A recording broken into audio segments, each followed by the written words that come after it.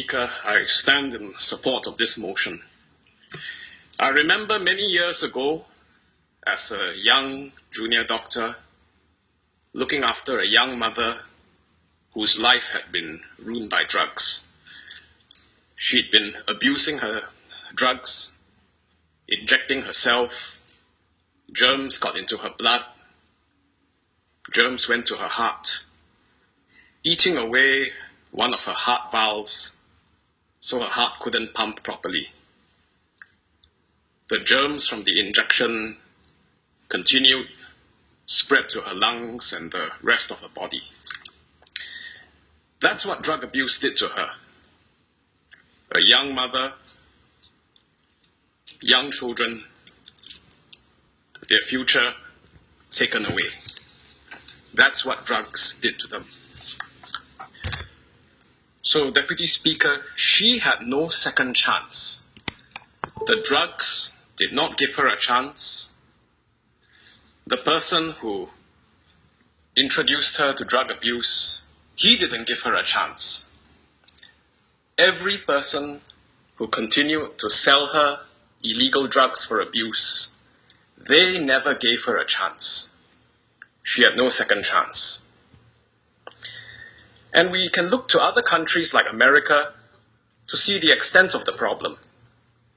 If we look at the statistics from the US National Institute on Drug Abuse, in the year 2015, there were over 50,000 deaths. 50,000 deaths from drug overdoses in America. And it's been getting worse over time.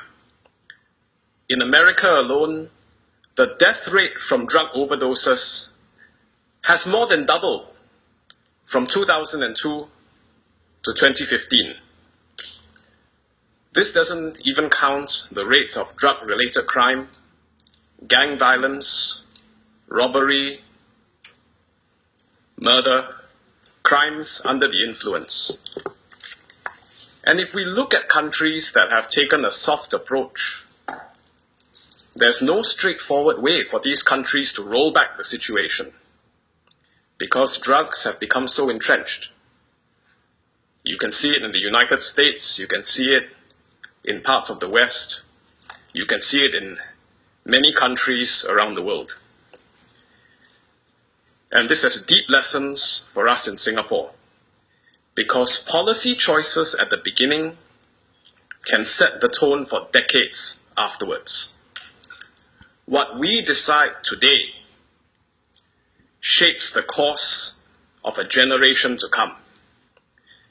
And it means a bad choice, an unwise choice, if it can't be rolled back, will cast a very long shadow for what comes after, for our children and our grandchildren.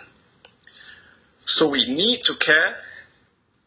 And that means we need to be careful when people call upon Singapore to be tolerant of drugs, to condone drugs.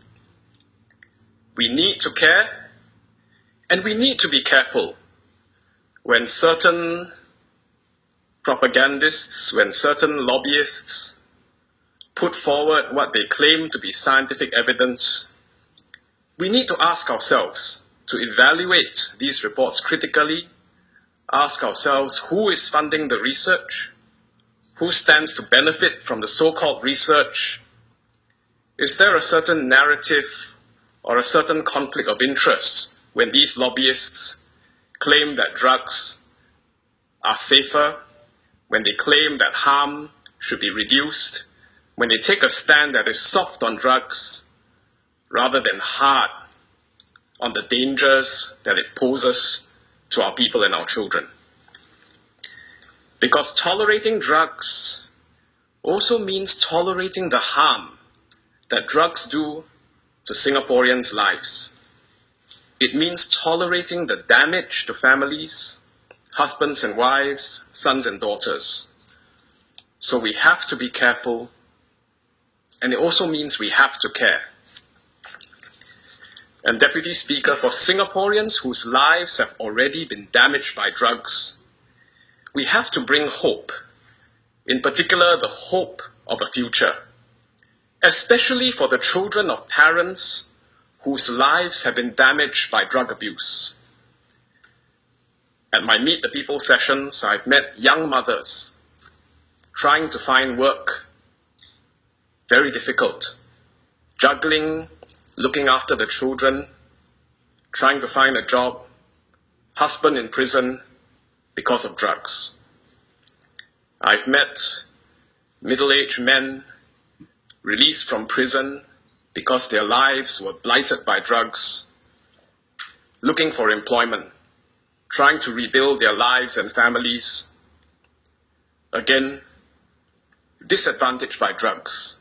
Drugs promoting inequality, poisoning families, damaging the next generation. So even as we take a tough stand to prevent drug peddlers poisoning our fellow Singaporeans and their families, we also need to look very carefully at how we can help these families recover, ensure the children still have a fair start in life, so that even as we protect our borders from the scourge of drugs, even as we protect our fellow Singaporeans, those hurt by drugs and their families still can find their way to a better future. I stand in support of this motion.